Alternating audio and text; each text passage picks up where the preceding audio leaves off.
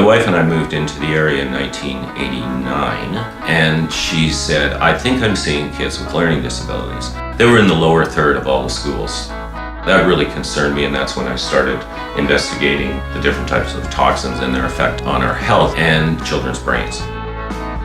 Then I determined that we really needed to get this coal plant closed down. And in 2005, provincial government closed down the coal plant. No sooner had they closed down the coal plant when they decided that they would build a 1,000 megawatt gas plant to replace it. I thought that our community had already done their share. So I put together a group and started doing visioning sessions with the community. We asked them one question. If you can reverse 120 years of military, utility, and industrial pollution and create a model of sustainability for the world, what's it look like? Wow! Holy mackerel! So it really was the citizens that accomplished this, and I'm very proud of my community for standing up.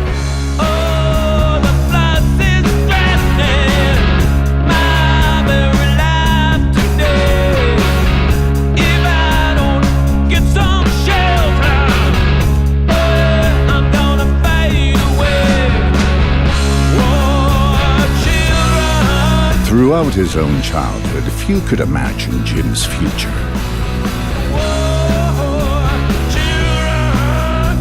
Passion for life, boundless energy and devotion to work ethic defined those early days in Malton.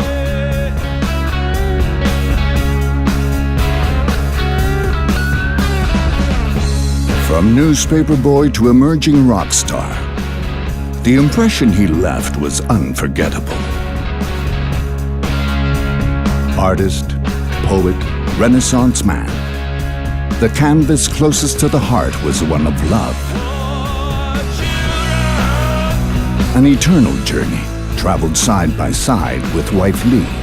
Together they would build a future as he moved music aside to build homes one by one, and then would inspire his community to elect him to council, where Jim would enable more building for the thousands who would be Mississauga's future. It's currently the largest lake-fill project that's going on in Canada. It's going to connect 9.5 kilometers of water's edge access and water's edge experience for the public.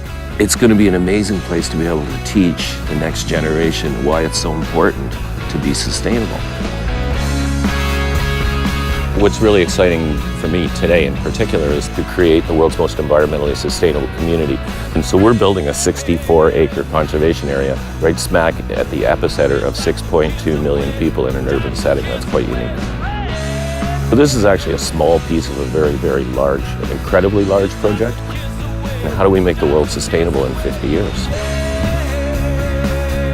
So we're going to be creating all kinds of new habitat for aquatic life.